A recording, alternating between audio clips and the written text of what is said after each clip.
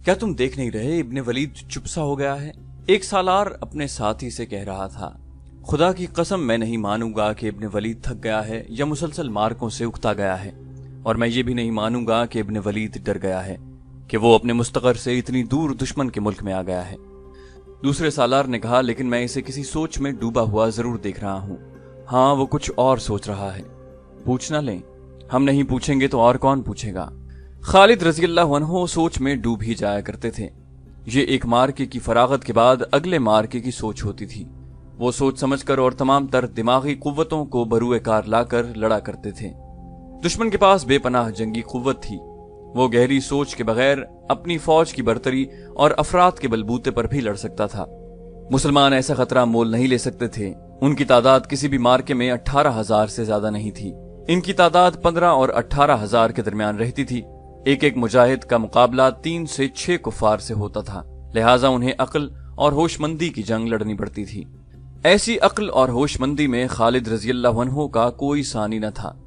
انہی اوصاف کی بدولت رسول اکرم صلی اللہ علیہ وآلہ وسلم نے انہیں اللہ کی تلوار کہا تھا۔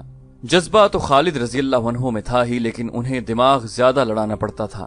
ہر مارکے سے پہلے خالد رضی اللہ عنہ جاسوسوں سے دشمن کی کیفیت اور اس کی زمین اور نفری وغیرہ کی تفصیلات معلوم کر کے گہری سوچ میں ڈوب جاتے، پھر اپنے سالاروں سے صلاح و مشورہ کرتے، لیکن فراز کی جنگ کے بعد ان پر ایسی خاموشی طاری ہو گئی تھی جو کچھ اور ہی قسم کی تھی۔ ان کی اس خاموشی کو دیکھ کر ان کے سالار کچھ پریشان ہو رہے تھے۔ یہ فراز سے ہیرا کی طرف کوچ 25 ذی-القعدہ 12 ہجری سے 2 روز پہلے کا واقعہ ہے۔ 3-4 سالار خالد رضی اللہ عنہ کے خیمے میں جا بیٹھے۔ سالار قعقاع بن عمر نے کہا، ابن ولید، خدا کی قسم جس سوچ میں تو ڈوبا ہوا ہے اس کا تعلق کسی لڑائی سے نہیں۔ ہم ایک ہی منزل کے مسافر ہیں، تجھے اکیلا پریشان نہیں ہونے دیں گے۔ خالد رضی اللہ عنہ نے سب کی طرف دیکھا اور کہا، ابن عمر ٹھیک کہتا ہے، میں جس سوچ میں پڑا ہوا ہوں اس کا تعلق کسی لڑائی کے ساتھ نہیں۔ ایک اور سالار نے کہا، کچھ ہمیں بھی بتا ابن ولید، خدا کی قسم تو پسند نہیں کرے گا کہ ہم سب تجھے دیکھ دیکھ کر پریشان ہوتے رہیں۔ خالد رضی اللہ عنہ نے کہا، نہیں پسند کروں گا۔ تم میں سے کوئی بھی پریشان ہوگا تو مجھے ناپسند ہوگا۔ میں کسی لڑائی کے لیے کبھی پریشان نہیں ہوا۔ 3 دشمن کی فوجیں مل کر ہمارے خلاف آئیں، میں پریشان نہیں ہوا۔ میں نے خلیفۃ المسلمین کی خلاف ورزی کرتے ہوئے رومیوں کو جا للکارا، میں نے ایک خطرہ مول لیا تھا، میں پریشان نہیں ہوا۔ مجھے ہر میدان میں اور ہر مشکل میں اللہ نے روشنی دکھائی ہے، اور تمہیں اللہ نے ہمت دی ہے کہ تم اتنے جری دشمن پر غالب آئے ہو۔ اب میری پریشانی یہ ہے کہ میں فریضہ حج ادا کرنا چاہتا ہوں، لیکن تم دیکھ رہے ہو کہ میں کہاں ہوں اور میری ذمہ داریاں کیا ہیں۔ کیا میں اس فرض کو چھوڑ کر حج کا فرض ادا کر سکتا ہوں؟ نہیں کر سکتا میرے رفیقو، لیکن میرا دل میرے قابو سے باہر ہے۔ خدا کی قسم یہ میری روح کی آواز ہے کہ ولید کے بیٹے، کیا تجھے یقین ہے کہ تو اگلے حج تک زندہ رہے گا؟ مجھے یقین نہیں میرے رفیقو۔ ہم نے جن 2 دشمنوں کو شکستیں دی ہیں ان کی جنگی طاقت تم نے دیکھ لی ہے، اور تم نے یہ بھی دیکھ لیا ہے کہ تمام قبیلے فوراً ان سے جا ملتے ہیں۔ میں محسوس کر رہا ہوں کہ میری زندگی چند روزہ رہ گئی ہے، اور میرے دوستو میں کچھ بھی نہیں، تم کچھ بھی نہیں، صرف اللہ ہے جو ہمارے سینوں میں ہے، وہی سب کچھ ہے۔ پھر میں کیوں نہ اس کے حضور اس کے عظیم گھر میں جا کر سجدہ کروں؟ کیا تم مجھے اجازت دو گے کہ میں اپنی طرف سے، تم سب کی طرف سے اور ہر ایک مجاہد کی طرف سے خانہ کعبہ جا کر اللہ کے حضور شکر ادا کروں؟ بے شک، ایک سالار نے کہا، کون رد کر سکتا ہے اس جذبے کو اور اس خواہش کو جو تو نے بیان کی ہے؟ لیکن تو حج پر جائے گا کیسے ابن ولید؟ مثنہ بن حارثہ نے پوچھا۔ پیچھے کچھ ہو گیا تو میں کسی لڑائی میں مارا جاؤں گا تو خدا کی قسم تم یہ نہیں سوچو گے کہ اب کیا ہوگا۔ خالد رضی اللہ عنہ نے کہا، کیا میرے نہ ہونے سے تمہارے حوصلے ٹوٹ جائیں گے؟ نہیں، کبھی نہیں۔ قعقاع بن عمر نے کہا، رب کعبہ کی قسم ایسا نہیں ہوگا۔ ہم میں سے کوئی ایک بھی زندہ ہوگا تو وہ اسلام کے پرچم کو گرنے نہیں دے گا۔ یوں کر ابن ولید آج ہی قاصد کو روانہ کر دے کہ وہ امیر المومنین سے اجازت لے آئے کہ تو حج پر جا سکتا ہے۔ خالد رضی اللہ عنہ نے مسکرا کر کہا، جس سوچ نے مجھے پریشان کر رکھا ہے یہی وہ سوچ ہے۔ میں جانتا ہوں امیر المومنین اجازت نہیں دیں گے، انہیں یہاں کے حالات کا علم ہے۔ اگر وہ اجازت دے بھی دیں تو یہ خطرہ پیدا ہو جائے گا کہ دشمن کو پتہ چل جائے گا کہ ابن ولید چلا گیا ہے۔ میں اپنے لشکر کو بھی نہیں بتانا چاہتا کہ میں ان کے ساتھ نہیں ہوں۔ میں بہت کم وقت میں جا کر واپس آنا چاہتا ہوں۔ مثنہ بن حارثہ نے کہا، خدا کی قسم ولید کے بیٹے، تو نہیں جانتا کہ تو جو کہہ رہا ہے یہ ناممکن ہے۔ خالد رضی اللہ عنہ نے کہا، اللہ ناممکن کو ممکن بنا دیا کرتا ہے، انسان کو ہمت کرنی چاہیے۔ میں تمہیں بتاتا ہوں کہ میں کیا کروں گا اور کس راستے سے جاؤں گا۔ خالد رضی اللہ عنہ نے انہیں پہلے یہ بتایا کہ وہ کیا کریں، پھر وہ راستہ بتایا جس راستے سے انہیں حج کے لیے مکہ جانا اور آنا تھا۔ حج میں صرف 14 دن باقی تھے اور فراس سے مکہ تک کی مسافت تیز چلنے سے 2.5 مہینے سے کچھ زیادہ تھی۔ خالد رضی اللہ عنہ کو کوئی چھوٹا راستہ دیکھنا تھا، لیکن کوئی چھوٹا راستہ نہیں تھا۔ خالد رضی اللہ عنہ تاجر خاندان کے فرد تھے۔ قبول اسلام سے پہلے خالد رضی اللہ عنہ نے تجارت کے سلسلے میں بڑے لمبے اور کٹھن سفر کیے تھے۔ وہ ایسے راستوں سے بھی واقف تھے جو عام راستے نہیں تھے، بلکہ وہ راستے کہلاتے ہی نہیں تھے۔ خالد رضی اللہ عنہ نے اپنے سالاروں کو ایک ایسا ہی راستہ بتایا۔ مثنى بن حارثہ نے کہا، خدا کی قسم ابن ولید، تیرا دماغ خراب نہیں ہوا، پھر بھی تو نے ایسی بات کہہ دی ہے جو ٹھیک دماغ والے نہیں کہہ سکتے۔ تو جو راستہ بتا رہا ہے وہ کوئی راستہ نہیں، وہ ایک علاقہ ہے، اور اس علاقے سے صحرا کی ہوائیں بھی ڈر ڈر کر گزرتی ہیں۔ کیا تو مرنے کا کوئی اور طریقہ نہیں جانتا؟ کیا میں اس علاقے سے واقف نہیں؟ جس اللہ نے ہمیں اتنے زبردست دشمنوں پر غالب کیا ہے وہ مجھے اس علاقے سے بھی گزار دے گا۔ خالد رضی اللہ عنہ نے کہا، میں یقین سے کہتا ہوں کہ تم مجھے جاننے سے نہیں روکو گے اور میرے اس راز کو اس خیمے سے باہر نہیں جانے دو گے۔ میں راز امیر المومنین سے بھی چھپا کر رکھوں گا۔ اگر امیر المومنین بھی حج پر آ گئے تو کیا کرو گے؟ ایک سالار نے پوچھا۔ میں ان سے اپنا چہرہ چھپا لوں گا۔ خالد رضی اللہ عنہ نے کہا، تم سب میرے لیے دعا تو ضرور کرو گے۔ میں وعدہ کرتا ہوں کہ میں اس طرح تم سے آ ملوں گا کہ تم کہو گے کہ یہ شخص راستے سے واپس آ گیا ہے۔ زیادہ تر مورخین خصوصاً طبری نے یہ واقعہ بیان کیا ہے کہ خالد رضی اللہ عنہ نے 12 ہجری کا حج کس طرح کیا، ان حالات میں کہ ان کی ٹکر فارس کی شہنشاہی سے تھی اور انہوں نے روم کی شہنشاہی کے اندر جا کر حملہ کیا تھا۔ یہ خطرہ ہر لمحہ موجود تھا کہ یہ دونوں بادشاہیاں مل کر حملہ کر دیں گی۔ اس خطرے کے پیش نظر خالد رضی اللہ عنہ وہاں سے غیر حاضر نہیں ہو سکتے تھے، لیکن حج کا عزم اتنا پکا اور خواہش اتنی شدید تھی کہ وہ اسے دبا نہ سکے۔ پہلے بیان کیا جا چکا ہے کہ لشکر فراس سے ہیرا کو کوچ کر رہا تھا۔ خالد رضی اللہ عنہ نے لشکر کو 3 حصوں میں تقسیم کیا۔ ایک حصہ ہراول تھا، دوسرا اس کے پیچھے اور تیسرا حصہ عقب میں تھا۔ خالد رضی اللہ عنہ نے خاص طور پر اعلان کرایا کہ وہ عقب کے ساتھ ہوں گے۔ لشکر کو ہیرا تک پہنچنے کی کوئی جلدی نہیں تھی۔ تیز کوچ اس صورت میں کیا جاتا تھا جب کہیں حملہ کرنا ہوتا یا جب اطلاع ملتی تھی کہ فلاں جگہ دشمن حملے کی تیاری کر رہا ہے۔ اب ایسی صورت نہیں تھی۔ لشکر کے کوچ کی رفتار تیز نہ کرنے کی ایک وجہ تو یہ تھی کہ یہ کوچ میدان جنگ کی طرف نہیں بلکہ اپنے مفتوحہ شہر کی طرف ہو رہا تھا۔ دوسری وجہ یہ تھی کہ مجاہدین متواتر لڑائیاں لڑتے اور پیش قدمی کرتے چلے آ رہے تھے۔ ان کے جسم شل ہو چکے تھے۔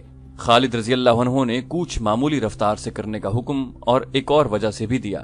اس کی وجہ 3 سالاروں اور خالد رضی اللہ عنہ کے چند ایک ساتھیوں کے سوا کسی کو علم نہ تھا۔ وہ وجہ یہ تھی کہ خالد رضی اللہ عنہ کو کوچ کے دوران لشکر کے عقبی حصے سے کھسک جانا تھا اور ایک گمنام راستے سے مکہ کو روانہ ہونا تھا۔ لشکر 31 جنوری 634 عیسوی کے روز چل پڑا۔ تاریخ میں اس مقام کا پتہ نہیں ملتا جہاں لشکر نے پہلا پڑاؤ کیا۔ رات کو جب لشکر گہری نیند سو گیا تو خالد رضی اللہ عنہ اپنے چند ایک ساتھیوں کے ساتھ خیمہ گاہ سے نکلے اور غائب ہو گئے۔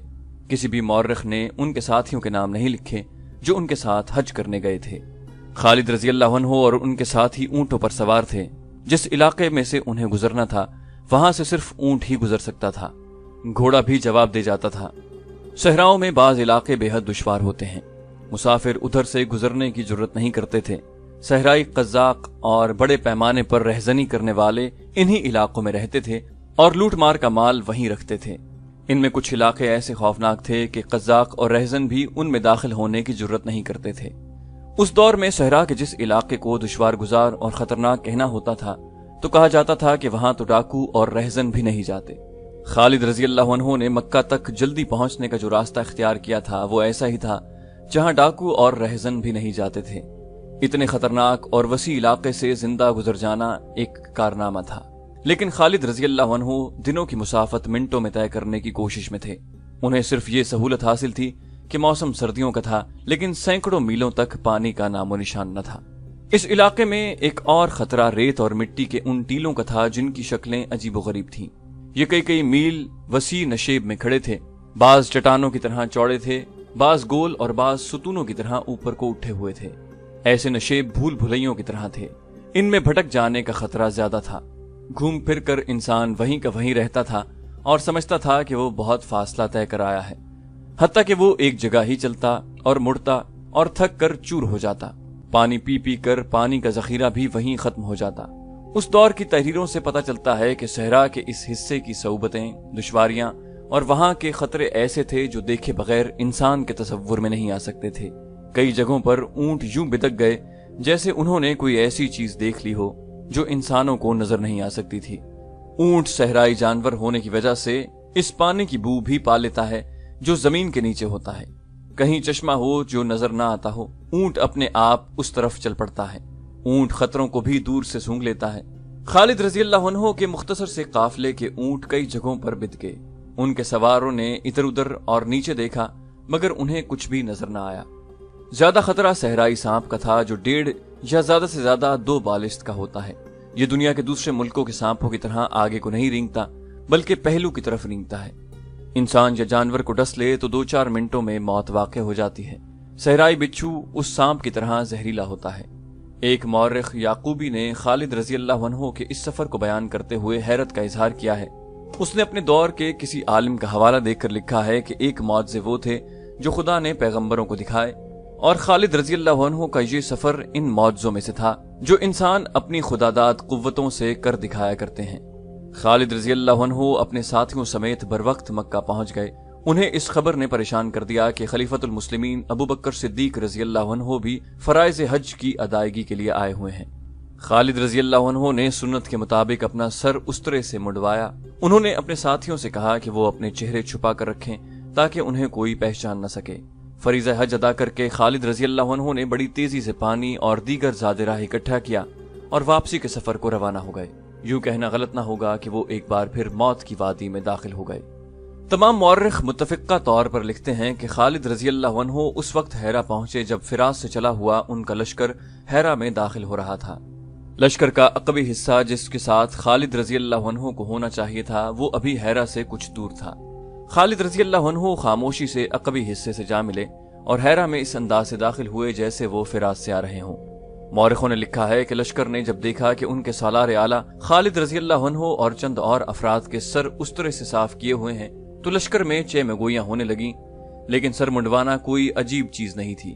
اگر لشکر کو خالد رضی اللہ عنہ خود بھی بتاتے کہ وہ حج کر کے آئے ہیں تو کوئی بھی یقین نہ کرتا۔ مشہور مورخ طبری نے لکھا ہے کہ خالد رضی اللہ عنہ مطمئن تھے کہ انہیں مکہ میں کسی نے پہچانا نہیں۔ 4 مہینے گزر گئے۔ کسرا کے خلاف جنگی کارروائیاں ختم ہو چکی تھیں۔ عراق کا بہت سا علاقہ کسرا سے چھین کر سلطنت اسلامیہ میں شامل کر لیا گیا تھا۔ کسرا کی جنگی طاقت کا دم خم توڑ دیا گیا تھا۔ آتش پرست فارسیوں کی دھونس اور دھاندلی ختم ہو چکی تھی۔ یہ خطرہ اگر ہمیشہ کے لیے نہیں تو بڑی لمبی مدت کے لیے ختم ہو گیا تھا کہ فارس کی جنگی طاقت حملہ کر کے مسلمانوں کو کچل ڈالے گی۔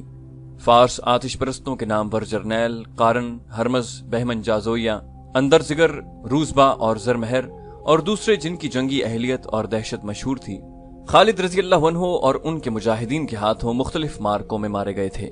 ان جیسے جرنیل پیدا کرنے کے لیے بڑی لمبی مدت درکار تھی۔ اب تو پورے عراق میں اور مدائن کے محلات کے اندر بھی مسلمانوں کی دھاک بیٹھ گئی تھی، جنہیں ان محلات میں عرب کے بدو اور ڈاکو کہا گیا تھا۔ سب سے بڑی فتح تو یہ تھی کہ اسلام نے اپنی عظمت کا احساس دلا دیا تھا۔ خالد رضی اللہ عنہ نے حیرہ میں 4 مہینے گزار کر اپنے لشکر کو آرام کرنے کی مہلت دی اور اس خیال سے جنگی تربیت بھی جاری رکھی کہ مجاہدین لشکر سست نہ ہو جائیں۔ اس کے علاوہ خالد رضی اللہ عنہ نے مفتوحہ علاقوں کا نظم و نسق اور محصولات کی وصولی کا نظام بھی بہتر بنایا۔ مئی 634 عیسوی کے آخری ہفتے میں خالد رضی اللہ عنہ کو امیر المومنین ابوبکر رضی اللہ عنہ کا خط ملا، جس کا پہلا فقرہ خالد رضی اللہ عنہ کے حج سے متعلق تھا، جس کے متعلق خالد رضی اللہ عنہ مطمئن تھے کہ امیر المومنین اس سے بے خبر ہیں۔ خط میں خالد رضی اللہ عنہ کے حج کا اشارہ کر کے صرف اتنا لکھا تھا، آئندہ ایسا نہ کرنا۔ باقی خط کا متن یہ تھا: بسم اللہ الرحمن الرحیم، عتیق بن ابو قحافہ کی طرف سے خالد بن ولید کے نام۔ یاد رہے کہ امیر المومنین ابوبکر صدیق رضی اللہ عنہ کہلاتے تھے، لیکن ان کا نام عبداللہ بن ابی قحافہ تھا، اور عتیق ان کا لقب تھا جو انہیں رسول کریم صلی اللہ علیہ وآلہ وسلم نے عطا کیا تھا۔ السلام علیکم۔ تعریف اللہ کے لیے جس کے سوا کوئی معبود نہیں، درود و سلام محمد الرسول اللہ صلی اللہ علیہ وآلہ وسلم پر۔ حیرہ سے کوچ کرو اور شام سلطنت روما میں اس جگہ پہنچو جہاں اسلامی لشکر جمع ہے۔ لشکر اچھی حالت میں نہیں، مشکل میں ہے۔ میں اس تمام لشکر کا جو تم اپنے ساتھ لے جاؤ گے اور اس لشکر کا جس کی مدد کو تم جا رہے ہو سپہ سالار مقرر کرتا ہوں۔ رومیوں پر حملہ کرو۔ ابو عبیدہ اور اس کے ساتھ کے تمام سالار تمہارے ماتحت ہوں گے۔ ابو سلیمان، جو کہ خالد رضی اللہ عنہ کا دوسرا نام تھا، پختہ عزم لے کر پیش قدمی کرو۔ اللہ کی حمایت اور مدد سے اس مہم کو پورا کرو۔ اپنے لشکر کو جو اس وقت تمہارے پاس ہے 2 حصوں میں کر دو۔ ایک حصہ مثنى بن حارثہ کے سپرد کر دو، ایک حصہ مثنى بن حارثہ کے سپرد کر جاؤ۔ عراق کا سپہ سالار مثنى بن حارثہ ہوگا۔ لشکر کا دوسرا حصہ اپنے ساتھ لے جاؤ۔ اللہ تمہیں فتح عطا فرمائے۔ اس کے بعد یہیں واپس آ جانا اور اس علاقے کے سپہ سالار تم ہوگے۔ تکبر نہ کرنا، تکبر اور غرور تمہیں دھوکہ دیں گے اور تم اللہ کے راستے سے بھٹک جاؤ گے۔ کوتاہی نہ ہو، رحمت و کرم اللہ کے ہاتھ میں ہے اور نیک اعمال کا صلہ اللہ ہی دیا کرتا ہے۔ خط پڑھتے ہی خالد رضی اللہ عنہ نے اپنے سالاروں کو بلایا اور کچھ کھسیانہ سا ہو کے انہیں بتایا کہ ان کے خفیہ حج کا حضرت ابوبکر صدیق رضی اللہ عنہ کو پتہ چل گیا ہے اور میں خوش ہوں اس پر کہ فراغت ختم ہو گئی ہے۔ خالد رضی اللہ عنہ نے کہا، ہم شام جا رہے ہیں۔ خالد رضی اللہ عنہ تو جیسے میدان جنگ کے لیے پیدا ہوئے تھے۔ قلعے اور شہر میں بیٹھنا انہیں پسند نہ تھا۔ انہوں نے سالاروں کو خط پڑھ کر سنایا اور تیاری کا حکم دیا۔ اس کے ساتھ ہی انہوں نے لشکر کو 2 حصوں میں تقسیم کیا۔ مورخوں نے لکھا ہے کہ خالد رضی اللہ عنہ نے تمام صحابہ کرام کو اپنے ساتھ رکھا۔ صحابہ کرام کو لشکر میں عزت و احترام کی نگاہ سے دیکھا جاتا ہے۔ ولید کے بیٹے مثنى بن حارثہ نے کہا، خدا کی قسم میں اس تقسیم پر راضی نہیں ہوں جو تو نے کی ہے۔ تو رسول اللہ صلی اللہ علیہ وآلہ وسلم کے تمام ساتھیوں کو اپنے ساتھ لے جا رہا ہے۔ صحابہ کرام کو بھی صحیح تقسیم کرو۔ آدھے صحابہ کرام تیرے ساتھ جائیں گے، آدھے میرے ساتھ رہیں گے۔ کیا تو نہیں جانتا کہ انہی کی بدولت اللہ ہمیں فتح عطا کرتا ہے؟ خالد رضی اللہ عنہ نے مسکرا کر صحابہ کرام کی تقسیم مثنى بن حارثہ کی خواہش کے مطابق کر دی اور اپنے لشکر کے سالاروں کو حکم دیا کہ جتنی جلدی ممکن ہو تیاری مکمل کریں اور یہ نہ بھولنا کہ ہم اپنے ان بھائیوں کی مدد کو جا رہے ہیں جو وہاں مشکل میں پھنسے ہوئے ہیں۔ خالد رضی اللہ عنہ نے کہا، ضائع کرنے کے لیے ہمارے پاس ایک سانس جتنا وقت بھی نہیں۔ مسلمانوں کا وہ لشکر جو شام میں جا کر مشکل میں پھنس گیا تھا، وہ ایک سالار کی جلد بازی کا اور حالات کو قبل از وقت نہ سمجھ سکنے کا نتیجہ تھا۔ اس نے شام کے اندر جا کر رومیوں پر حملہ کرنے کی اجازت امیر المومنین سے اس طرح مانگی کہ جس طرح وہ خود آگے کے احوال و قوائف کو نہیں سمجھ سکا تھا، اسی طرح اس نے امیر المومنین کو بھی گمراہ کیا۔ امیر المومنین ابوبکر صدیق رضی اللہ عنہ دانشمند انسان تھے۔ انہوں نے اس سالار کو حملہ کرنے کی چھٹی نہ دی، بلکہ یہ لکھا، رومیوں سے ٹکر لینے کی خواہش میرے دل میں بھی ہے اور یہ ہماری دفاعی ضرورت بھی ہے۔ رومیوں کی جنگی طاقت کو اتنا کمزور کر دینا ضروری ہے کہ وہ اسلامی سلطنت کی طرف دیکھنے کی جرت نہ کر سکیں، لیکن ابھی ہم ان سے ٹکر نہیں لے سکتے۔ تم ان کے خلاف بڑے پیمانے کی جنگ نہ کرنا، محتاط ہو کر آگے بڑھنا تاکہ خطرہ زیادہ ہو تو پیچھے بھی ہٹ سکو۔ تم یہ جائزہ لینے کے لیے حملہ کرو کہ رومیوں کی فوج کس طرح لڑتی ہے اور اس کے سالار کیسے ہیں۔ امیر المومنین نے صاف الفاظ میں لکھا ہے کہ اپنے لشکر کو ایسی صورت میں نہ ڈالنا کہ پسپائی اختیار کرو اور تمہیں اپنے علاقے میں آ کر بھی پناہ نہ ملے۔ اس سالار کا نام بھی خالد تھا، خالد بن سعید، لیکن میدان جنگ میں خالد بن ولید رضی اللہ عنہ کی گرد پا کو بھی نہ پہنچ سکتے تھے۔ اسے جن دستوں کا سالار بنایا گیا تھا وہ سرحدی فرائض انجام دینے والے دستے تھے۔ ان میں لڑنے کی اہلیت تھی اور ان کا لڑنے کا جذبہ بھی تھا، لیکن انہیں جنگ کا ویسا تجربہ نہیں تھا جیسا خالد بن ولید رضی اللہ عنہ کے دستوں نے حاصل کر لیا تھا۔ امیر المومنین نے خالد بن سعید کو اپنی سرحدوں پر پہرا دینے کے لیے بھیجا تھا۔ ان دستوں کا ہیڈ کوارٹر تیما کے مقام پر بنایا گیا تھا۔ بعض مورخوں نے لکھا ہے کہ خالد رضی اللہ عنہ کے پے در پے کامیابیاں دیکھ کر خالد بن سعید کو خیال آیا کہ خالد رضی اللہ عنہ نے فارس کو شکستیں دی ہیں تو وہ رومیوں کو ایسی ہی شکستیں دے کر خالد رضی اللہ عنہ کی طرح نام پیدا کرے۔ ابن حشام اور ایک یورپی مورخ ہنری اسمتھ نے بھی یہ لکھا ہے کہ خلیفۃ المسلمین خالد بن سعید کی قیادت اور صلاحیتوں سے واقف تھے، اسی لیے انہوں نے اس سالار کو بڑی جنگوں سے دور رکھا تھا، لیکن وہ اس کی باتوں میں آ گئے۔ خالد رضی اللہ عنہ نے بھی فراس کے مقام پر رومیوں سے ٹکر لی تھی، لیکن سرحد پر مار کا لڑا تھا۔ انہوں نے آگے جانے کی غلطی نہیں کی تھی۔ خالد بن سعید نے امیر المومنین کا جواب ملتے ہی اپنے دستوں کو کوچ کا حکم دیا اور شام کی سرحد میں داخل ہو گئے۔ اس وقت شام میں ہرقل رومی حکمران تھا۔ اسے جنگوں کا بہت تجربہ تھا۔ رومیوں کی اپنی جنگی تاریخ اور روایات تھیں، وہ اپنی فوج کو انہی کے مطابق ٹریننگ دیتے تھے۔ یہ تقریباً انہی دنوں کا واقعہ ہے جب خالد رضی اللہ عنہ فراس کے مقام پر رومیوں، فارسیوں اور عیسائیوں کے متحدہ لشکر کے خلاف لڑے اور انہیں شکست دی۔ इससे रूमी मोहतात, मुस्तैद और चौकस हो गए थे। इन्होंने अपनी फौज को हर लम्हा तैयार रहने का हुक्म दे रखा था।